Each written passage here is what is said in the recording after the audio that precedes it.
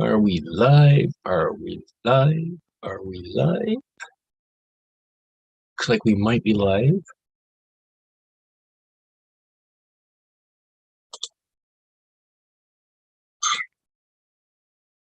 And it looks like we are live.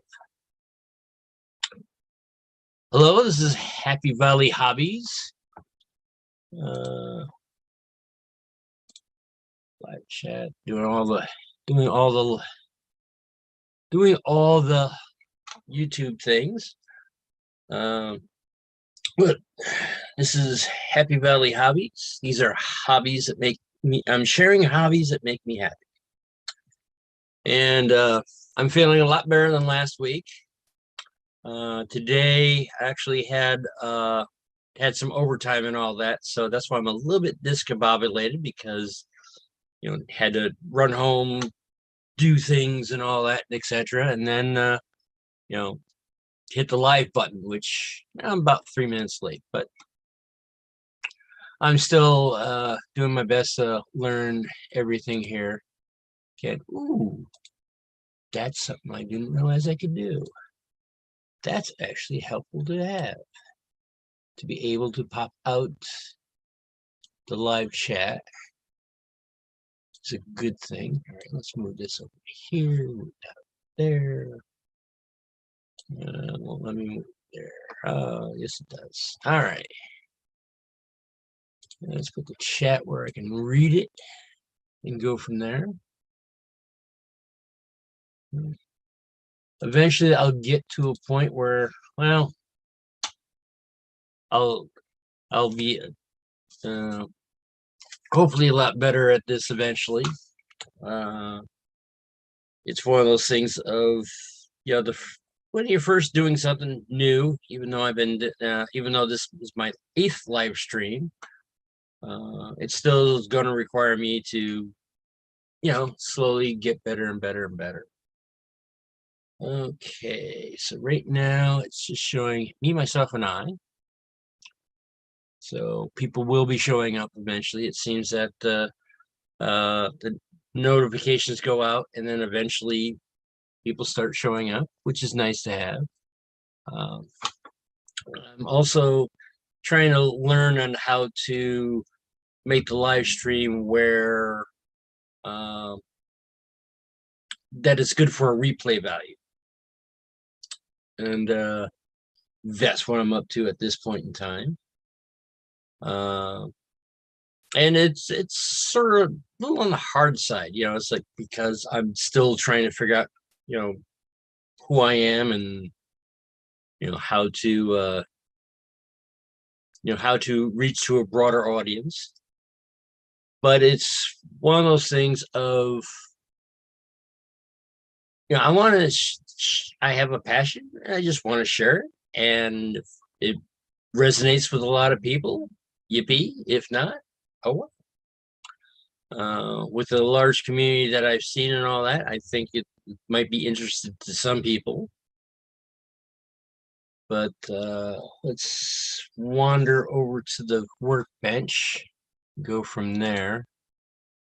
I had,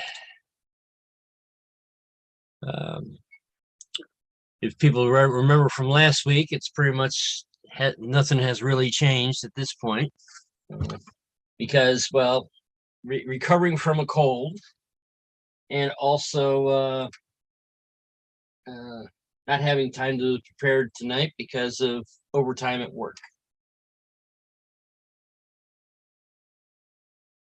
But it is what it is, and we'll go from there. One of the things I have been doing on this particular module is been cutting popsicle sticks, so I can make ties for here. But I'm starting to think that it might be more advantageous to actually have buy proper ties, since I'm planning on getting a planning on getting proper track fixture. Might as well get the appropriate ties to go with that track fixture. So let's say we move everything out of the way.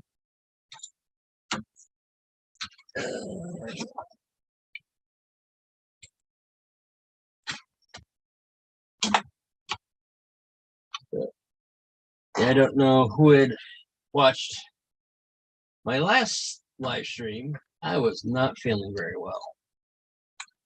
I'm feeling much better now. However, apparently I'm struggling with this backdrop in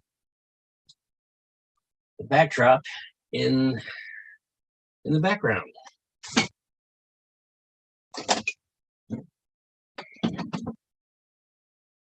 All right, so we'll take this one and put this one aside at this point as it's waiting for ties. And we'll switch it with the other one that I have.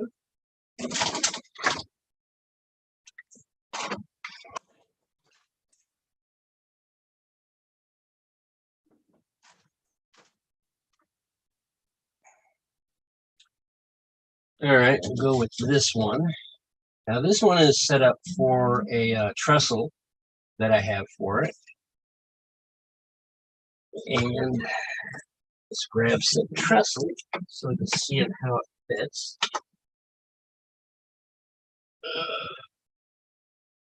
This is also like the other bridge, it's a hunter line.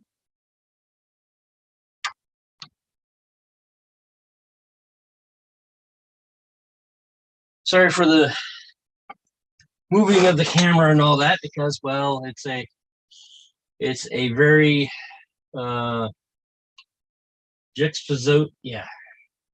very janky setup with zip ties and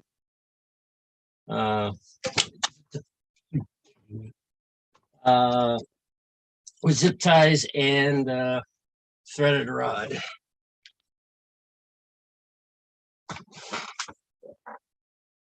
Okay. But as you can see with this one, the idea is to have it set up this way.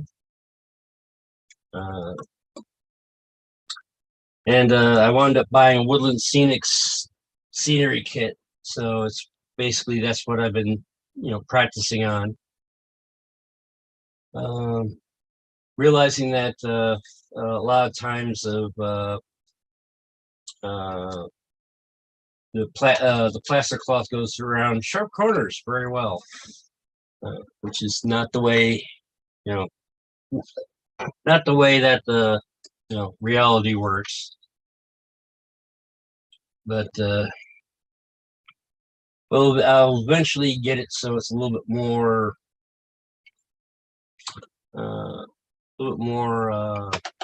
realistic. And so from here,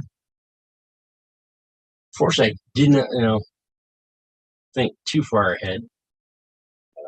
Right now, probably would be a good idea to give this a nice coat of paint, which, as you see, I had originally paint on it, and then I put more plaster on it. So let's find a can of paint.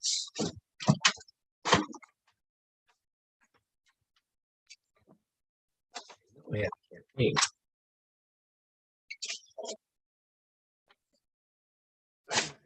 Nope, that's primer. We need primer.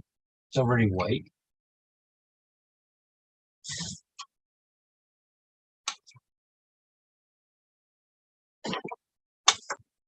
All right, here we are. You want to saw it around here somewhere. Basically, this is a bad paint from the local hardware store. It was wasn't quite the right tint and all that. So now I got that's what the the layout is painted with also. Oh, hello, Anthony Dodge. How are you doing tonight? I actually just recently saw a very odd movie where it was dealing with a model train layout where I didn't watch the whole entire thing. As soon as I figured out what the whole entire thing was, it was basically, okay, I know what the ending's going to be. It was like a typical, I almost want to say coming of age movie along the lines of, I want to say like Little Soldiers. I'm not sure if anyone saw that particular movie, but it's basically the hero of the story is about, just turned 15, and the on the layout, basically what had happened was the guy who owned the layout was able to cast a specific spell that he could become part of said layout. And then the figurines on the layout figured out how to do it, and was doing their best to switch places with real live people. And that was how the whole thing was. As I said, I didn't quite get the ending. It was a very bizarre movie. But the interesting thing is about this movie, you would think, Anthony, is that it was a Markland train set. American prototypes, but it was, you can still see the Markland pins in between the rail. So I completely forgot the name of the movie and all that. But once I saw that the track and all that, I immediately thought of you, Andy. You might even know what the movie is, but I don't remember it. It was a little bit too odd and bizarre for my tastes. And as I said, it was a sort of like a 1990s coming of age movie. So basically, once I figured out what the premise was and all that, it's like, yeah, the boy's gonna win, get the girl, and everything. And so it was sort of like, all right, don't need to watch the rest of it, because it's sort of kind of, it used a very predictable formula. But yeah, what I'm doing now is just a diorama to practice on things before I actually turn around and actually put it onto the layout. I mean, the layout's not that large, but I'm also being able to do things that I don't normally, that's not on the layout. Like, this is going to have like a small stream right about here. The way the layout is designed, there's no room for a stream. So this is one way I can sort of practice on it.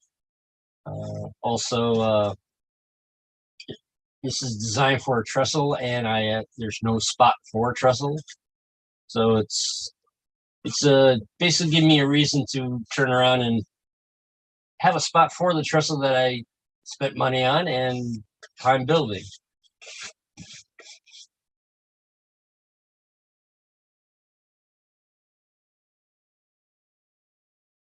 Yeah, I remember. Yeah, I want to say it's.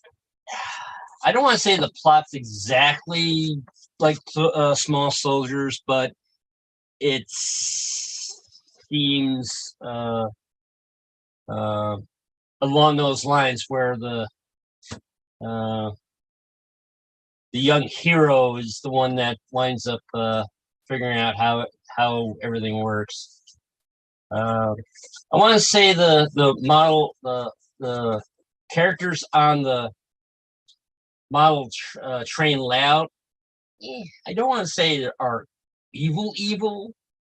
They're I want to say that they're they have the intentions of becoming alive, but at the same but unfortunately that winds up in order for them to do that, uh, they have to sort of kind of take over a live person, and then the live person becomes uh, a model on the railroad. Um, but yeah, I'm trying. Not quite sure if I got it off of. I think I might have got it off of Discord, but I'm not quite sure if it was uh, Humanity Junction's Discord. Might have been the Discord from the other one I'm on is for Civil War era. Since I'm doing the 1870s, it's like, well, it's Civil War era is sort of like before my time, but you could turn around and have older equipment that would be the Civil War era. Well, hello, Randall, and how are you this evening?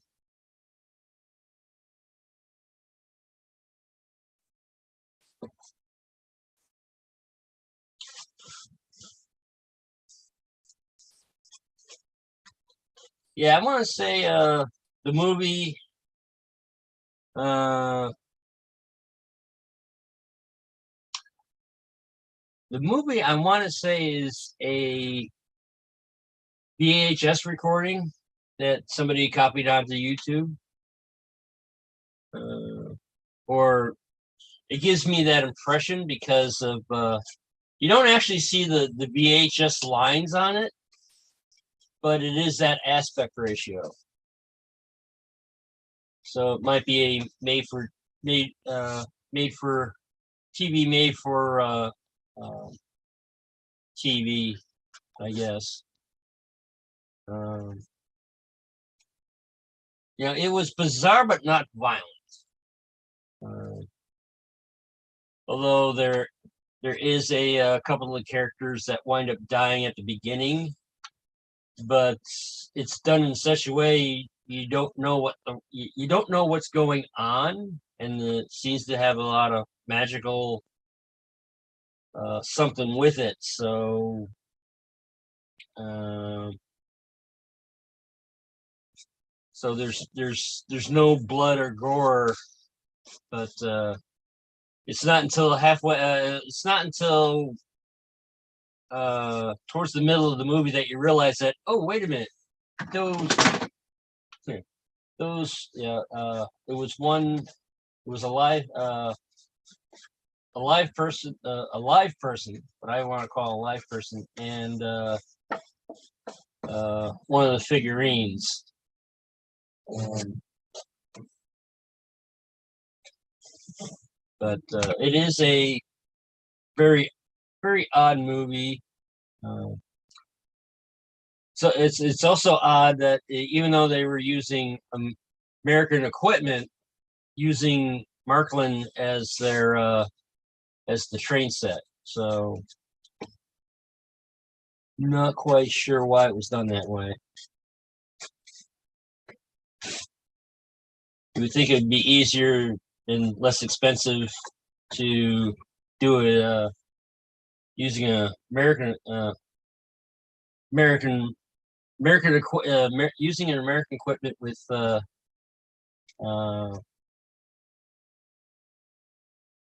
unless somehow the movie was made in Germany, but they used everything in English, because the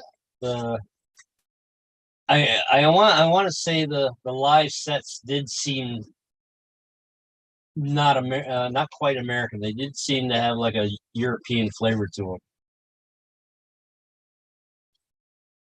them. But yeah, unfortunately, as I said, I forgot exactly what the name of the thing is. Well, hello, model citizen, the model citizen.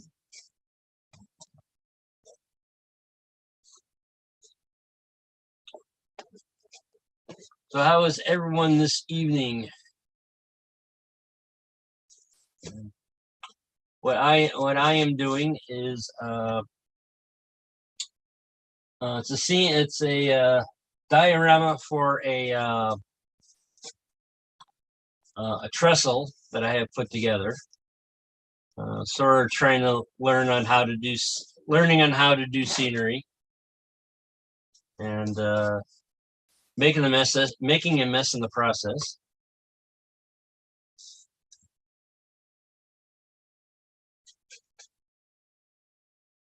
But this is it's a combination of the Woodland Scenics mountain accessories or mountain scenery kits, and I got it on a 1x2 piece of plywood, 1/8 inch.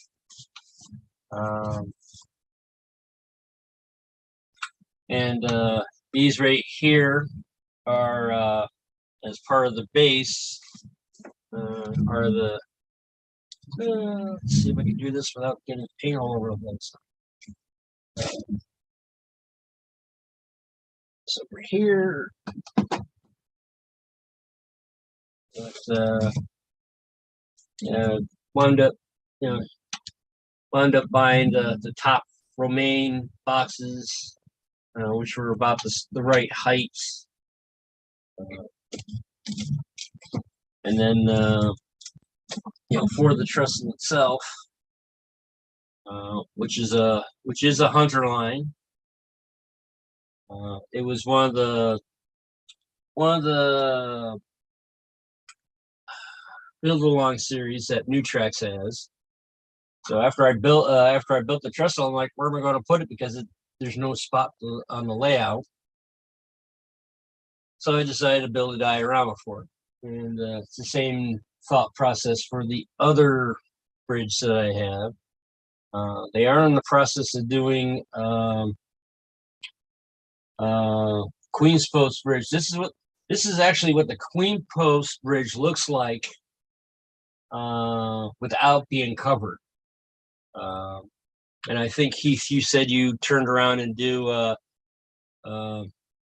did the Queen's Post covered bridge. Well, this is what it looks naked. I actually am half tempted to do a build along with doing a build along with the covered bridge. I actually picked up a book about covered bridges in Vermont, because that's where I'm at. And there is a different version of a covered bridge that I never knew about, and it's called now I'm trying to remember what it is. It's a covered truss bridge. Basically, instead of a covered bridge covers the entire structure. A covered truss bridge only covers the trusses. So it's still like open top and all that, but it's all, just think of just the sides being boarded up. Which that was sort of an interesting concept. They weren't as popular as the covered bridge. I thought, I thought it would make sense that way, but apparently they, since they didn't cover your ties and all that, that's probably why they didn't last as long as a full covered bridge. But I could be wrong on that. I don't know if there's any covered truss bridges left. From what I understand, there was a bunch around where I live that are no longer there. But that might be something. The reason why I didn't do it with this one, left this as a naked bridge, is because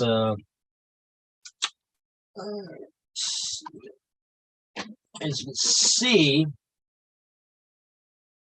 You know, the it basically the comes up to the cab, you know, past pretty much up to the cab.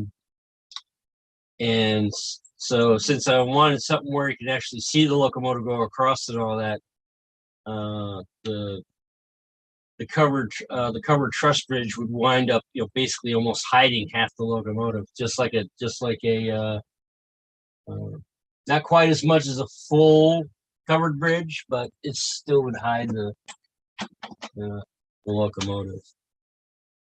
But right now, waiting for paint to dry now. Um,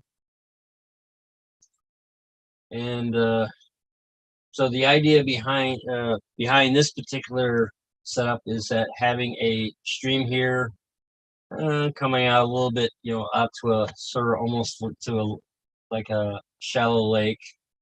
The track would go obviously across here. You can see where the footings sort of kind of are.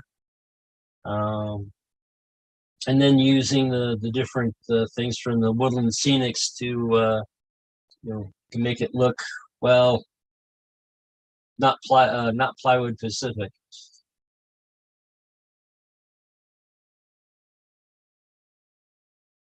But yeah, there's a lot of modelers or a lot of modelers on YouTube that make things look easy. I don't know if it's their editing or what have you, but it's it's it's a learning experience, and there's nothing wrong with learning new things. I belong to a modular club, so a lot of times, you know, doing scenery or making trees or buildings and all that, that was usually done for the club, anything for the club layout. So this is the first time. This is sort of the first time, sort of like concentrating on what I'm doing.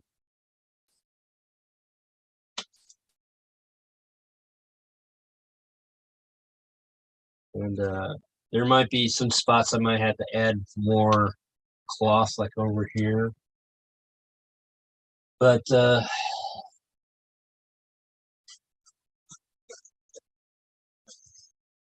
know, some things like this right here didn't quite come out right because this is a little bit too square. Might have to cut that off and do something to make it less squarish. Uh,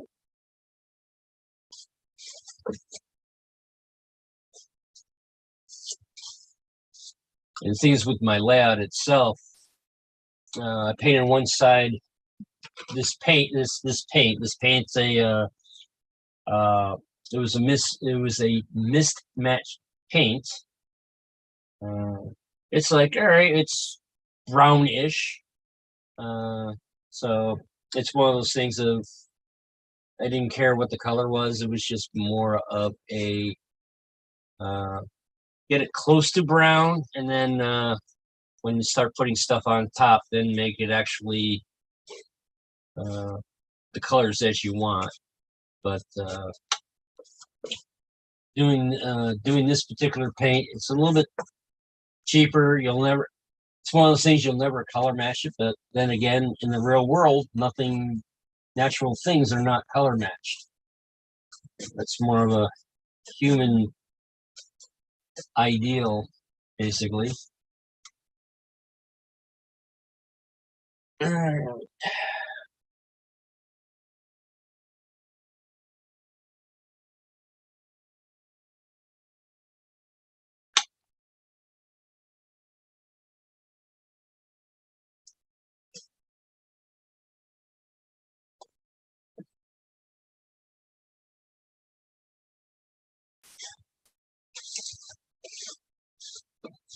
Uh, and my idea is for this to be sort of a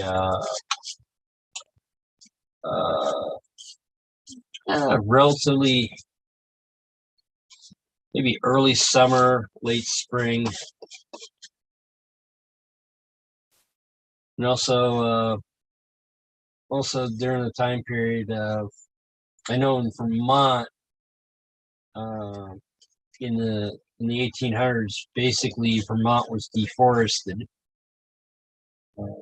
and it still shows up today with a lot of the trees in the area.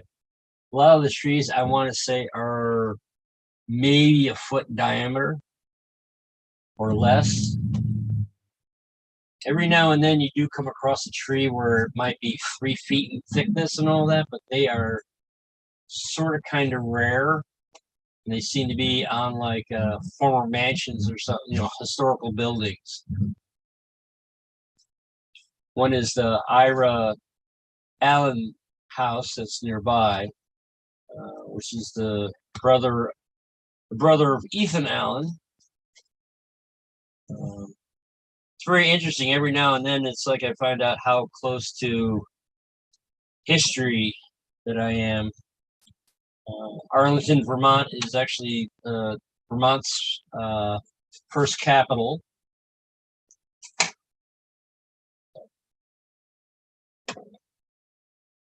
That should be enough paint for now.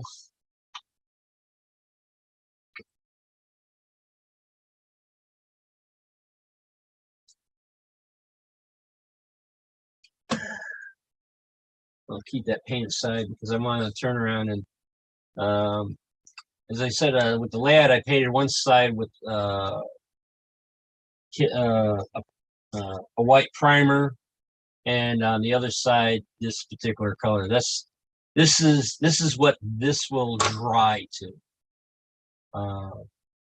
But I am realizing that it's like, I needed to sort of like turn around and get rid of the white spots and all that. All right, now another thing is that where I'm watching stuff, I can't really see the clock on the computer. All right, it's now 7:35. I need a fan or something. But one of the things that I have wound up doing, I am doing HO, but I have found out that the rails that I'm planning on using are code 55 for the main line and possibly code 40 for some of the sidings. And I found out that buying code 50 N scale track is for some odd reason seems to be cheaper buying it that way instead of buying the individual rails. Why? I don't know. I think it has to do with thing of mass production. And also doing HOW6 or broad gauge. It's about 1 millimeter off of doing S gauge. There was one time I was asking about do they make one of the programs an S scale NMRA gauge, and I remember Heath going like, "Hey, are you going to S scales?" I'm doing HOW6, which is 1 millimeter narrower than S scale. So my idea is to turn around and plan everything, do the track plan and everything in S gauge, and then just have everything else in HO scale, which I think is sort of like, I'm going to say almost the opposite of HON30, where it's like they're using N scale track for representing 2 foot or 3 foot gauge. But, all right. Well, let's change camera angles because watching paint dry is not what you want to call the most exciting. So let's switch back over to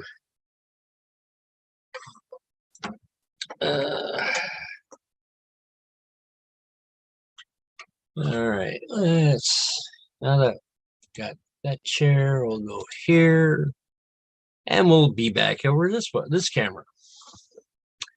Um,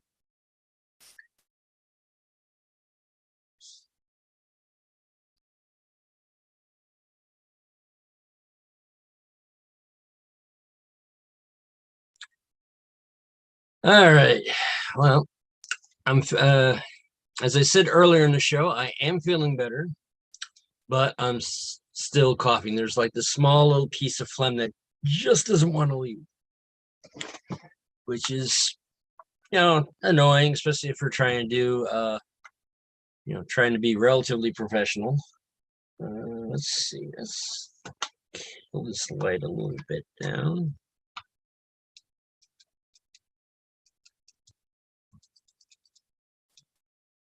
All right. I'm still slowly doing all the things of of doing my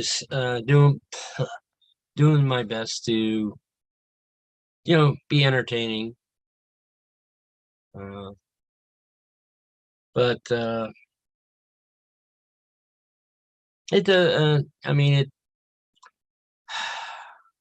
it's very odd. It's one of those things of, yes, you want subscribers and all that fun stuff and all that, but at the same time, not really being, the professional of making sure everything is perfectly fine and all that. Possibly the sort of the, even though it's Heath's fault that I got a YouTube channel and all that, I think I'm starting to lean towards Ray Bobel's style, I guess. But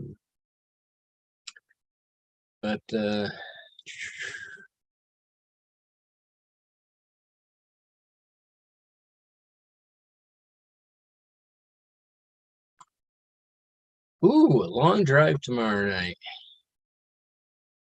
I just saw that. This was thing is I got the chat on the large screen. However, it's a larger screen, but it's lower resolution.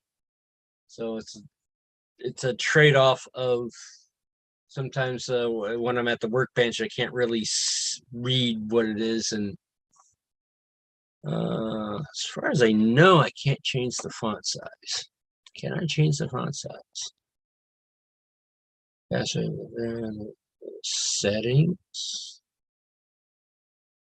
Oh, it sneaks over here. Goes on to my it goes onto my CRT. And it's my it's the monitor that I use to keep track, sort of keep track of things. But since it's VGA, I usually don't, use it for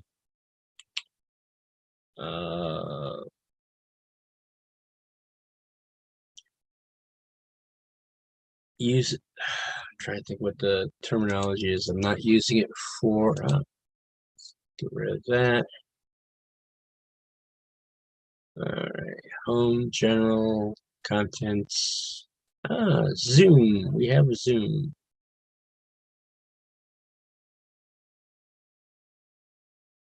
Default Zoom. That's for all of them.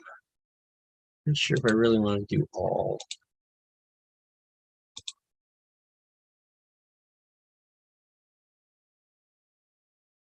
And of course it does the zoom for that window and not that window. Well, something to play around with later on. So one of the interesting things that's going to be happening tomorrow is a snowstorm.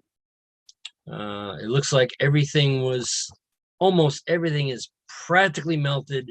It looks like spring. The water level of the streams around here are a little on the high side, but it's supposed to be snowing very, very heavy tomorrow. Might be able to get into work.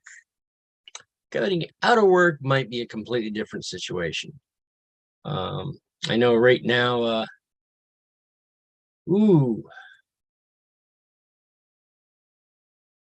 yeah, that is hard. I had a friend, acquaintance of mine that she almost wound up dying giving birth to her youngest child. They had to induce her into a coma while they're waiting for her to get a heart. So it's one of those things that she went into, having labor pains and all that, and then woke up about almost a half a year later and going like, wait, that's not a newborn. It's a baby. But yeah, I would have to say, I mean, I never had the other half of the equation to have a family. And so I was never put into that position of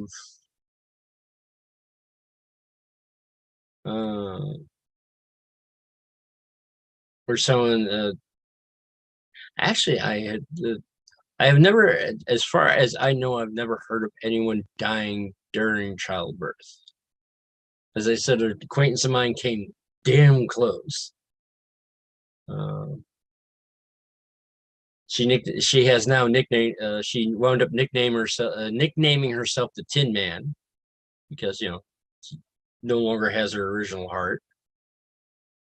But I would have to say, I'm not quite sure where you're from, Anthony, but I'm assuming 3 hours south you're going to be not going to be in the storm that I'll be in the middle of.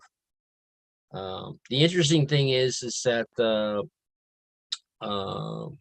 my company runs on a 10-hour shift / 4 days. So tomorrow is actually going to be overtime, and right now they're trying to catch up. And for the past couple of months since I've been there, there is talks of on March the overtime will no longer be mandatory.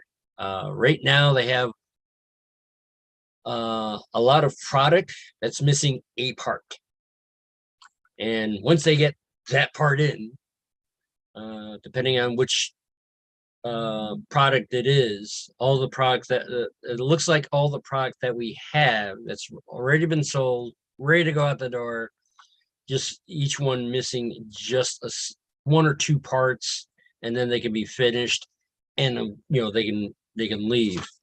And since I'm in shipping and receiving, that means once that part gets in, they get a show around. All right, Toledo, Ohio. I thought you were in that area of the country. Ooh, ice. See, I don't mind driving in snow. Ice, on the other hand, that's just we had a ice storm a couple of weeks ago and all that, and they said the company said that if you can make it in, it's make it in. They're still trying to have the mandatory overtime, but it was set up where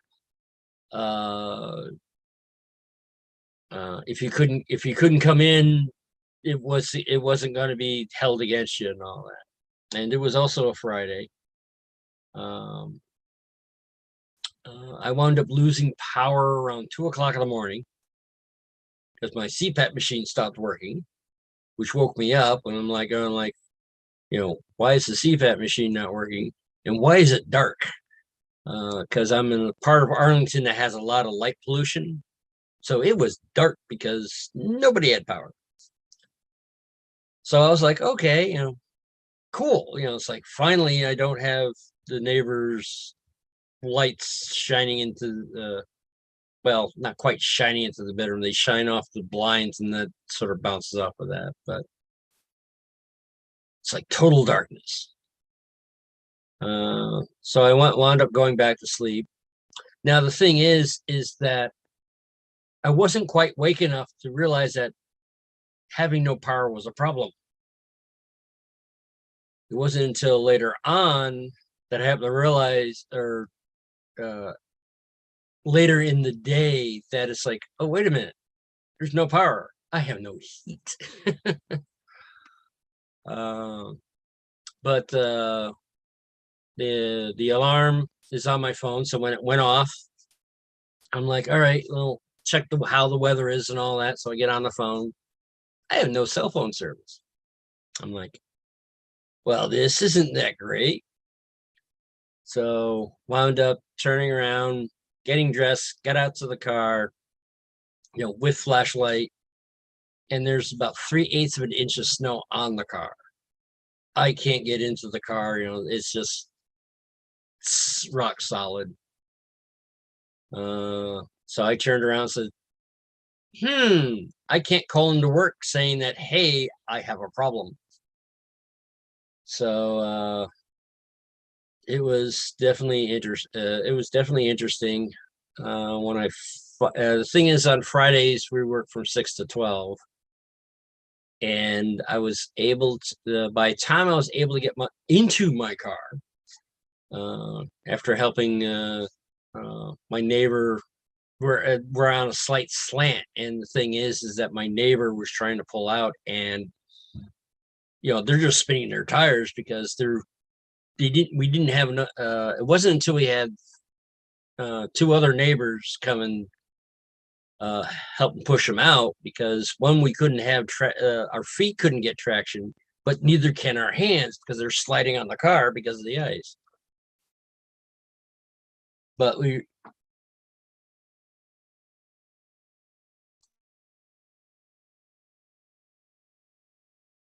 oh, sorry about that. My mouse was all over the place, so I had a while, get on the mute. Maybe I should put the thing on mute just in case. But then when I finally was able to get into the car and start the car, it was another good half an hour before the ice was off the windshield. And that was around 1 o'clock. I found out from the snowplow driver, it's like, I have AT&T, he has Verizon. Oh, no problem with the cell phone service. So apparently the AT&T tower went out. And I drove to Sutherland, and yeah, I hate ice storms. Snowstorms, they're annoying, but I can deal with them. Ice storms, but then we had then I wound up driving down to Sutherland. Is it Sutherland? I got there's two townships that both start with S near me. One's Sutherland, the other one is Shasberry. Shasberry was the one I was going for. And but then it's like I had cell phone service, driving my car and all that, but I couldn't find a parking spot to pull over to call. Well, actually, I worked through a deco, so by the time I was able to call a deco, it was 2 o'clock, which the company I'm contracted with was definitely closed. So I called a deco saying, "Hey, what's going on?" And they said, all right, we'll let them know, and I'll send an email and etc. And then I turned around and I said, please have a safe drive home. And the woman replied, oh, I work from home. I'm like, oh, well, okay then. Unfortunately, my skill set on what to do and all that requires me to be at the location. I'm very much a hands-on guy. But well, I know there is something that is happening after me, which I can't quite think what it is. I think it's third rail Thursday. I do not know whose it is this week. I know it's not Danco because, well, he just had a uh, uh, well, I'm not sure if it's been, birthed yet, but there is a, you know, a newborn in the works, basically.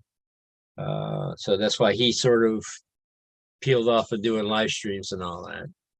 I don't know if it's go via or go home, or let's do this there. Look up the schedule.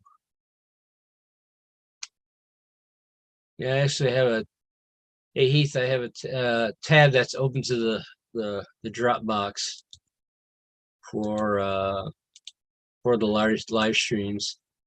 Johnny's Train Talk, that's at 9.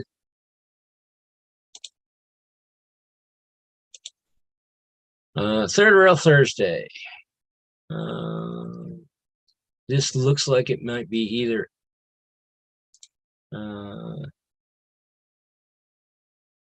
there's a good chance that this is go via or go home. I'm not sure if it's the after dark version, because there's a talk. I remember hearing them talking about an go via, go home after dark. But all right. Thank you very much, Anthony. One of the disadvantages when the camera's here and the comments are over there. But yeah, it's just one of those things of probably shutting down now to let people wander over to go via after dark. Not quite sure what the difference is. I haven't been on top of go via for a while. I'm still learning the other people of the different setups. But it's been definitely entertaining. It's been eye-opening, and eventually not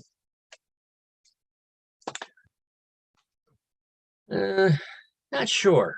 It's one of those things of I'm more of a technical person. My sister's the theater major and English major, so she does have, well, she did have her own YouTube channel, still has it. But after she got married, she sort of like, let it go. But yeah, she was doing things with making, it's called Mildred's Making Something. And she started out making, oh, I'm trying to think what they're called now. I almost want to say a date book with stickers, or taking a planner that you would have and then add all these different stickers. Each month would have a different theme and etc. Which my thought process is like, it's like you have all this space to write stuff down, and if we're putting stickers on top of everything, where are you going to write stuff? But that's just me. But yeah, it's now 7:58. This is a good time to start shutting things down so everyone can go catch Chris's live stream. So I completely I do not have my notes of what my outro is, and I also haven't memorized it yet. But I think it goes along the lines of the world needs more love. Find your passion, add some humor to it, and spread it all over the place. And everyone, especially in the Northeast, this at this time, be careful with the snowstorm. And kind of the live stream now. That's one thing I never did quite figure out exactly how well the live stream cuts off, because it turns off when you hit stop live stream, it cuts it off. But the thing is, it doesn't show that it's cut off until later. So apparently the last one I actually hit it right on, which not sure how I did it, but apparently I did. All right, everyone.